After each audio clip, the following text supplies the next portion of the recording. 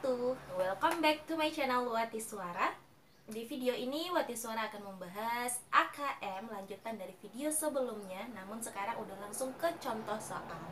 Video pertama ini akan kita bahas mengenai literasi SD, literasi membaca level SD. Di SD ini ada 3 level yang akan diujikan pada AKM, yang level 1, level 2, dan level 3. Yuk simak video ini, kita kupas tuntas tentang AKM literasi SD.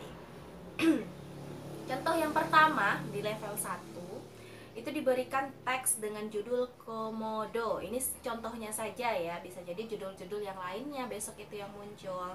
Nah, diberikan gambar komodo, kemudian ada deskripsi tentang komodonya. Apakah kamu tahu komodo? Komodo salah satu hewan yang sangat besar. Ia tinggal di Pulau Komodo. Pulau Komodo ada di Indonesia. Komodo mempunyai gigi yang panjang. Gigi komodo lebih kurang 2,5 cm. Jumlah gigi komodo ada sekitar 60 buah. Lidah komodo juga panjang dan bercabang. Fungsi lidah komodo untuk mencium bau bangsa. Komodo dikenal sebagai kadal yang paling besar di bumi. Itu karena berat komodo sampai 200 kg. Nah, itu teksnya. Sekarang bagaimana contoh soalnya? Nah, contoh soalnya itu kita deskripsikan berdasarkan yang kita bahas di video sebelumnya. Berdasarkan konten, itu berupa teks informasi.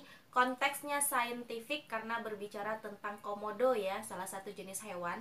Kemudian kompetensi yang dituntut di soal yang pertama ini adalah menemukan informasi. Bentuk soalnya adalah isian singkat. Nah, kita cek soalnya apa. Berapa panjang gigi komodo? Nah, artinya apa? Siswa SD itu harus tahu dari teks yang diberikan tadi panjang giginya berapa. Dia harus bisa menemukan kata-kata yang merujuk menyebutkan panjang gigi komodo itu berapa. Nah, itu dia. Jawabannya adalah 2,5 cm atau 2,5 cm ya. Boleh salah satu. Nah, itu bisa kita lihat pada teksnya di baris yang ke 1, 2, 3, 4, 5 ya, baris yang kelima pada teksnya. Itu jelas ya. Kemudian contoh soal yang kedua masih dengan teks yang sama, namun bentuk soalnya adalah pilihan ganda. Kompetensi yang dituntut di soal yang kedua ini adalah memahami atau menginterpretasikan dan mengintegrasikan informasi. Nah, soalnya apa? Bacaan di atas menceritakan tentang titik-titik. Artinya, siswa harus tahu secara garis besar kira-kira teks yang satu paragraf tadi itu menceritakan tentang apa. Kita lihat pilihannya. Yang A, gambaran komodo, B, jenis-jenis komodo, dan C, pulau komodo yang indah. Dari tadi kita lihat teksnya dulu ya. Teksnya itu menceritakan apakah kamu tahu komodo? Komodo salah satu hewan yang sangat besar. Ia tinggal di Pulau Komodo dan bla bla bla, sehingga itu karena berat komodo sampai 200 kg. Itu sampai teks akhir ya. Nah, di satu paragraf ini semuanya menceritakan tentang komodo. Bagaimana bentuk komodo, berapa panjang giginya, di mana dia tinggal, kemudian jumlah giginya ada berapa, beratnya berapa. Nah, artinya apa? Satu paragraf ini itu menceritakan deskripsi dari si komodo. Maka pilihan yang tepat adalah gambaran komodo atau option yang A. Jadi jenis-jenis komodo tidak ada dibahas, pulau komodo yang indah juga tidak dibahas. Jadi siswa harus bisa membedakan deskripsi yang dibahas oleh soal itu fokusnya ke komodonya, ke pulau komodonya, atau ke jenis-jenis komodonya gitu. Oke, next ke soal yang ketiga. Konteksnya masih paragraf yang tadi, masih scientific ya. Kompetensinya yang dituntut adalah memahami atau menginterpretasikan dan mengintegrasikan, sama seperti contoh soal yang pertama. Namun bentuk soalnya di sini berbeda, yaitu pilihan ganda kompleks. Contoh soalnya, komodo adalah hewan khas yang hidup di Indonesia. Di antara pernyataan berikut, manakah yang menunjukkan ciri-ciri komodo? Beri tanda centang pada kotak. Nah, pada layar Anda itu telah diberi centang ya, ada 3 centang. Nah, itu mengartikan bahwa kalimat yang diberi centang itu adalah jawabannya. Artinya sesuai dengan paragraf yang diberikan tadi. Yang pertama itu komodo memiliki gigi yang panjang, itu ada pada paragraf. Kemudian jumlah gigi komodo lebih banyak dibandingkan gigi manusia, dan komodo adalah kadal terbesar di dunia. Dari mana rujukannya? Tetap dari teks yang tadi ya. Nah, ini dia. Komodo memiliki gigi yang panjang, ada pada paragraf itu kalimat yang keempat. Komodo mempunyai gigi yang panjang. Kemudian jumlah gigi komodo lebih banyak dibanding gigi manusia. Kenapa? Ya ini dia. Pada kalimat yang di bawahnya itu kalimat 1, 2, 3, 4, 6. Pada kalimat ke-6 dia memiliki gigi sekitar 60 buah. Lebih banyak dong dari gigi manusia, berarti rujukan kalimatnya benar ya. Kemudian yang terakhir, komodo adalah kadal terbesar. Nah, ini pada paragraf sebelum baris terakhir ya. Pada kalimat komodo dikenal sebagai kadal yang paling besar di bumi. Nah, itulah sumber dari jawaban kita. Jadi hati-hati ketika menjawab soal meskipun ini soal level 1. Oke, untuk kamu siswa SD, semangat berjuang untuk menjawab soal-soal teks informasi dan teks sastra yang terdiri dari 3 level. Yuk kita lanjutkan ke level berikutnya. Level yang kedua. Level kedua ini aku menyajikan tentang kue tradisional Indonesia. Kue tradisional Indonesia itu isi paragrafnya adalah kelapa, gula, nira, dan aneka beras sering digunakan untuk membuat kue tradisional. Sehingga banyak kue Indonesia memiliki rasa sama meskipun namanya berbeda. Contohnya adalah kue klepon yang berbentuk bola, terbuat dari tepung beras, ketan, dan gula merah. Di Jawa, kue tersebut disebut klepon, sementara di Sumatera dan Sulawesi disebut onde-onde.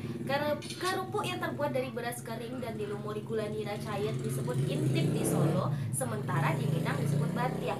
Nah, di sini itu udah diwarnai, ada warna merah ya, dibedakan warnanya. Itu gunanya adalah menyerap informasi yang penting.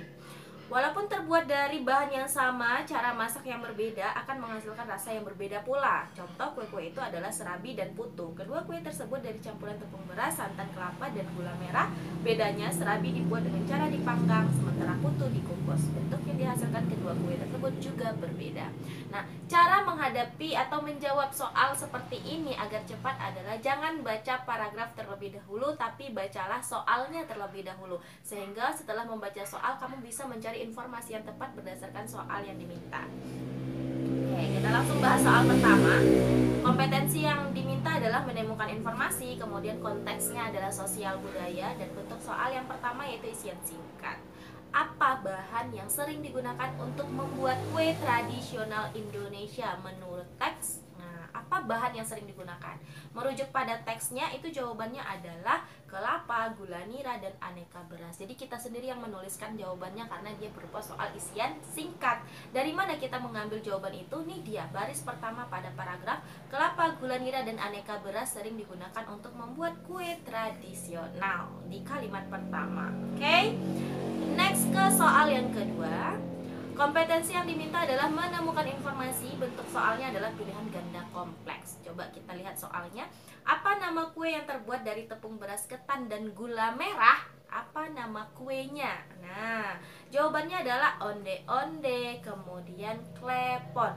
Batiah kan disebutkan di paragrafnya. Coba kita cek ya. Katanya kan yang terbuat dari ketan ya, beras, ketan, dan gula merah itu pada kalimat ini. Contohnya adalah kue klepon yang berbentuk bola terbuat dari tepung beras, ketan, dan gula merah. Nah, siapa itu klepon? Berarti otomatis yang pertama jawabannya klepon dong ya. Kemudian kenapa onde-onde iya juga? Coba lihat di sini. Di Jawa kue tersebut disebut klepon, namun di Sumatera dan Sulawesi disebut onde-onde. Nah, berarti onde-onde termasuk dong ya, yang terbuat dari tepung beras, ketan, dan gula merah. Kemudian, kenapa batiahnya tidak? Berarti dicoba lihat di sini, kerupuk yang terbuat dari beras kering. Nah, berarti kan bukan terbuat dari beras ketan dong ya. Berarti batiah tidak. Makanya yang di checklist hanya onde-onde dan klepon gitu. Kita cek soal yang ketiga masih dengan teks yang sama. Nah, bentuk soalnya di sini uraian. Coba kita cek soalnya. Serabi dan putu terbuat dari bahan yang sama. Mengapa rasanya berbeda? Nah, serabi dan putu terbuat dari bahan yang sama. Mengapa rasanya berbeda? Jawabannya itu adalah karena cara memasak kedua kue tersebut berbeda. Nah, bisa kita ambil rujukannya dari sini. Coba lihat paragrafnya. Walaupun terbuat dari bahan yang sama, cara masak yang berbeda akan menghasilkan rasa yang berbeda pula.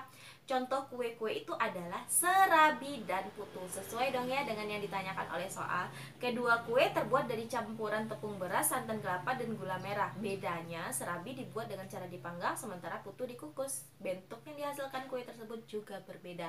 Jadi, apa yang menyebabkan dia berbeda? Mengapa rasanya berbeda? Kan pertanyaannya gitu. Kenapa? Karena cara memasaknya yang berbeda sehingga menghasilkan rasa yang berbeda pula. Nah, itulah jawabannya. Oke, kita lanjutkan contoh soal berikutnya dengan teks yang sama dengan bentuk soal uraian. Tadi isian singkat, sekarang uraian. Kompetensi di sini yang diminta adalah mengevaluasi dan merefleksi. Coba soalnya adalah sebutkan satu jenis kue tradisional di daerahmu yang terbuat dari kelapa, gula nira, dan aneka beras. Nah, jelaskan bentuk dan rasanya. Kalau soalnya seperti ini, setiap siswa pasti menjawab yang berbeda sesuai daerahnya masing-masing. Kamu tinggal di mana? Di Sumatera kah? Di Pulau Sulawesi kah? Di Papua? Di Kalimantan? Atau di Pulau Jawa? Jenis kue di daerah masing-masing itu berbeda. Jadi tinggal menentukan saja yang terbuat dari kelapa, gula nira, dan aneka beras apa kuenya. Nah, di sini saya mencontohkan satu jawaban, itu adalah kue apem. Kue apem di Sumatera. Katanya kan di soal dijelaskan bentuk dan rasanya. Jadi di sini dikasih kalimat bentuknya bulat, bisa diiris seperti pizza, itu ilustrasinya. Kemudian warna-warni dan rasanya manis. Nah, itu salah satu deskripsi jawaban berupa soal uraian. Kalau nanti jawabannya berbeda, nggak masalah, kan kuenya berdasarkan daerah masing-masing. Yang penting harus lengkap ya, jelaskan bentuk dan rasanya sekalian. Seperti itu. Lanjut ke level 3 dari soal literasinya. Karena yang penting di sini kita harus tahu dulu soalnya apa sehingga kita langsung merujuk ke teks nantinya ya, mencari jawabannya. Contoh soal yang pertama itu berupa konteksnya berupa teks, kontennya teks sastra, konteksnya personal, kemudian kompetensinya memahami informasi, bentuk soalnya pilihan ganda. Nah, kemudian soalnya adalah sesuatu telah terjadi pada orang dalam cerita di atas malam sebelumnya. Apakah peristiwa itu? Kita mencari tahu kejadian apa sih yang terjadi pada si tokohnya, saya, di dalam teks tersebut. Nah, pilihannya adalah cuaca buruk telah merusak motornya, cuaca buruk telah menyebabkan dia tidak jadi keluar rumah. Kemudian yang C, orang itu telah membeli sepeda motor baru. Yang D, orang itu telah mengalami kecelakaan sepeda motor. Nah, jawabannya yang tepat itu adalah orang itu telah mengalami kecelakaan pada malam sebelumnya. Nah, dari mana kita tahu bahwa itu jawabannya? Merujuk pada teks. Coba lihat teksnya. Pernahkah kamu terbangun dan merasakan ada sesuatu yang tidak beres? Itulah persis dengan yang saya rasakan pada suatu hari. Saya duduk di tempat tidur. Tidak berapa lama kemudian saya membuka tirai jendela. Cuaca hari itu buruk sekali, hujan turun sangat deras. Kemudian saya melihat ke arah halaman rumah. Aduh, ternyata benar, itu sepeda motor saya. Kondisinya dalam keadaan rusak parah seperti keadaan tadi malam. Dan kaki saya mulai terasa sakit. Karena yang ditanya adalah kejadian apa yang terjadi pada saya di dalam teks tersebut, yang menjadi acuannya adalah, aduh ternyata benar, itu dia sepeda motor saya. Jadi pada teks yang ini ya, kondisinya dalam keadaan rusak parah.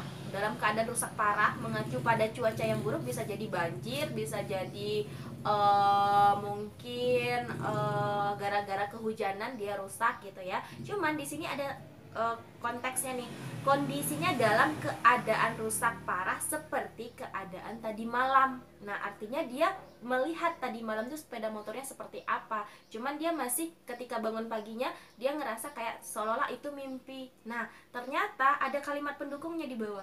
Dan kaki saya mulai terasa sakit. Kalau kakinya terasa sakit, nggak mungkin dong sepeda motornya yang kebanjiran kok kakinya juga sakit. Artinya apa? Dengan teks 3 buah teks yang mendukung ini, berarti dia telah terjadi kecelakaan semalamnya dan kemudian dia pingsan setelah dirawat mungkin, sehingga paginya dia sadar, oh sepeda motornya rusak. Terus dia rasakan kakinya, oh kakinya sakit, berarti telah terjadi kecelakaan. Jadi pilihan yang tepat itu adalah yang D. Nah, itu level 3 yang diminta siswa itu memahami informasi berdasarkan analisanya sendiri terhadap teks gitu. Jadi tidak langsung tertulis di teksnya informasinya seperti apa. Kita yang menganalisa sendiri. Next, kita lanjutkan ke contoh soal berikutnya. Masih dengan teks yang sama, teks sastra, konteksnya personal, kompetensinya masih memahami informasi, bentuk soalnya masih pilihan ganda. Pada baris ke-8 terdapat kata aduh. Nah, mengapa orang dalam cerita mengucapkan kata ini? A. Orang itu berhasil mengerjakan sesuatu yang sulit, dia tidak mengerjakan apa-apa ya. B. Orang itu baru saja menyadari bahwa cuaca hari itu jelek. Nah, dia mengucapkan aduh bukan karena cuaca jelek, karena setelah itu terjadi. Yang C. Orang itu baru menyadari memang ada sesuatu yang tidak beres. Kita lihat dulu pilihan yang D. Orang itu merasa senang dapat melihat sepeda motornya kembali. Kita udah baca teks tadi ya secara keseluruhan, tapi nggak mungkin yang D. Jawabannya itu adalah yang C. Orang itu baru menyadari memang ada sesuatu yang tidak beres terjadi pada dirinya semalam. Dari mana kita lihat? Nah, ini dia. Aduh, ternyata benar, itu dia sepeda motor saya, kondisinya dalam keadaan rusak parah. Kemudian merujuk lagi pada kalimat pertama. Pernahkah kamu terbangun dan merasakan ada sesuatu yang tidak beres? Artinya dia setengah sadar ya, masih ragu dengan keadaannya pada saat itu. Jadi jawabannya yang tepat adalah yang C. Oke? Nah, itulah soal-soal dari masing-masing level 1, level 2, dan level 3 untuk siswa sekolah dasar. Nah, ini biasanya yang menjadi sampel yang akan dijadikan sampel nanti di tahun 2021 adalah siswa kelas 5. Jadi, siap-siap untuk kamu para siswa kelas 5. Silahkan ditonton video ini baik-baik. Semoga video ini membantu kamu dalam mempersiapkan diri menghadapi AKM nantinya di tahun 2021. Selamat belajar. Assalamualaikum warahmatullahi wabarakatuh.